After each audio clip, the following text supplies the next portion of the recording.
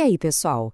Hoje a gente vai mergulhar direto numa história real de espionagem, deserção e guerra que simplesmente mudou o destino do Brasil colonial para sempre. O nome no centro de todo esse drama ficou tão marcado, mas tão marcado, que literalmente virou sinônimo de traição. Vamos explorar os registros históricos para tentar entender passo a passo quem foi Domingos Fernandes Calabar, o cara que sozinho virou a balança de poder no Nordeste brasileiro lá no século XVII. Para começar a nossa jornada, pensa rápido. Quem foi o maior traidor de todos os tempos? Culturas diferentes têm os seus nomes clássicos, claro. Mas aqui no Brasil, tem um personagem que domina essa narrativa de um jeito quase mítico. E olha só, o que é fascinante nesse caso não é só o ato da traição em si, mas como o conhecimento íntimo que esse homem tinha do próprio território acabou se tornando a arma mais devastadora contra o seu próprio povo. Vamos destrinchar exatamente como essa reputação foi construída. Então, vamos lá para a nossa primeira parte. O mito do traidor. Você sabia que a palavra Calabar carrega um peso histórico tão absurdo no Brasil que ela virou literalmente um verbete de dicionário? Pois é, ela passou a ser usada como sinônimo para descrever alguém que comete traição. Isso por si só já dá uma ideia do impacto fenomenal das escolhas que ele fez. A gente não está falando de uma conspiraçãozinha qualquer, a gente está falando de uma deserção tão dramática que marcou a nossa identidade nacional por séculos. Mas afinal, quem era o homem por trás desse mito antes de virar um símbolo? O que nos leva ao capítulo 2, de defensor a desertor, a grande virada. A cronologia da vida dele revela uns fatos bem intrigantes. Ele foi batizado em 1610, lá em Olinda. Avançando para 1630, os registros mostram que o Calabar lutou bravamente e chegou a ser ferido, defendendo os portugueses contra os holandeses, no Arraial do Bom Jesus. Ou seja, o cara estava lá, sangrando pela coroa. Só que, acredite se quiser, apenas 2 anos depois, em 1632, ele simplesmente deserta e se junta justamente às forças holandesas que estavam invadindo Pernambuco. É uma mudança de lado extremamente chocante e repentina. E aí a gente se pergunta, o que motivou essa virada toda? Foi ideologia? Foi dinheiro? Bom, os documentos históricos apontam para um motivo bem mais prático. Segundo testemunhas da época, essa deserção toda começou por causa do, abre aspas, temor do castigo em virtude de grandes crimes cometidos.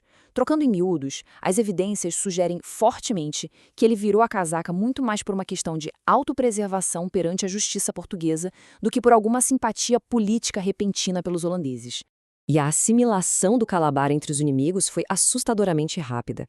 Nascido em Porto Calvo, filho de Dona Ângela Álvares, ele não só se juntou aos holandeses, ele literalmente mergulhou na cultura dos caras. Os textos relatam que em pouquíssimos dias ele já tinha aprendido a língua flamenga. E mais do que isso, ele forjou uma amizade fortíssima com o comandante holandês Sigismundo von Schop. O vínculo era tão forte que o comandante até virou padrinho de um dos filhos do Calabar. Essa capacidade relâmpago de adaptação foi sem dúvida crucial para o sucesso dele na nova facção. Agora a gente chega na terceira parte, o Guia dos Invasores, a verdadeira chave do Nordeste. O fluxo das conquistas holandesas guiadas pelo Calabar foi metódico e certeiro. Pensa bem, os holandeses tinham um poder de fogo, claro, mas eles estavam meio que encurralados em Recife e Itamaracá, totalmente cegos no território. O Calabar, ele conhecia cada palmo de Pernambuco e Alagoas. Ele foi o GPS dos caras. Primeiro, ele liderou ataques super precisos ali pelos arredores do Recife, focando em fazendas e estâncias portuguesas. O passo 2 foi o ataque brutal ao Rio Formoso no começo de 1633. E, por fim, o passo 3, a rendição da vila principal da ilha de Itamaracá. Ele basicamente apontou todos os caminhos e entrevou o Nordeste de bandeja para a Holanda. Para vocês terem uma ideia do nível de desespero de Portugal, olha só as concessões que eles tentaram fazer. O estrago da traição do Calabar estava sendo tão gigantesco que o governador português da época, Matias de Albuquerque, estava disposto a passar uma borracha em absolutamente tudo. Tem oferta documentada garantindo não só o perdão de seu delito, mas ainda mercês, ou seja, grandes recompensas financeiras, se ele topasse voltar. É muito louco pensar nisso, o maior traidor da história sendo convidado de volta com promessa de perdão e dinheiro só para parar de vazar informação para o inimigo. Mas como sabemos, a oferta foi recusada. Vamos para o capítulo 4, captura e execução brutal, o fim da linha. A ironia dessa história toda, revelada nos registros, é bem pesada. O Calabar, o cara que entregou a chave do Nordeste para os holandeses, acabou sendo entregue aos portugueses pelos próprios holandeses. Pois é, Segundo os documentos, a entrega rolou num momento em que o Calabar já estava servindo mais de carga que de proveito. Basicamente, um comandante holandês precisou se render e simplesmente colocou o Calabar no meio do acordo. A facção que abraçou ele lá atrás acabou descartando o cara quando a conveniência militar falou mais alto. E são esses pequenos detalhes humanos que dão um peso real para esses grandes eventos históricos. Antes de encarar a justiça militar, a história nos conta que ele passou seus últimos 3 dias preso num oratório. Ele aproveitou para se confessar com o Frei Manuel Calado, garantindo, como diziam na época, uma morte entre católicos. E num gesto surpreendentemente pé no chão para um momento tão denso, ele usou esse tempo final para listar todas as suas dívidas, entregando os papéis para o Frei para que chegassem até a mãe dele, Dona Ângela. Logo em seguida, veio a consequência máxima. No dia 22 de julho de 1635, a justiça portuguesa tirou o Calabar do oratório para cumprir a sentença.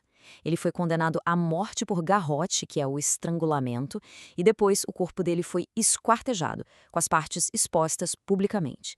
A punição precisava ser extremamente visceral e muito pública, servindo como aquele aviso aterrorizante do Império Português. Nem pensem em ser desleais. E assim a gente entra na nossa quinta e última parte, o legado de Calabar.